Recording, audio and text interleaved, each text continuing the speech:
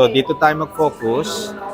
Focus lang kayo sa real foods, out ang process, out ang restaurant, sugar food, sugar drink, bawal ang sweetener.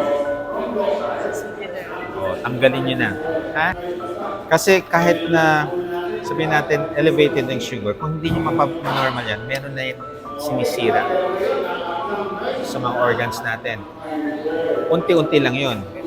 Pero kung 1 year, 2 years, 5 years, 10 years, na hindi nyo napababayan, yung konti-konting damage, pag inipon mo ng 5 years, 10 years, malaking damage yun. Diabetic po. Kaya nga, 6 years na kaya nga po, kailangan nyo mag-focus muna talaga sa sugar. sa real food.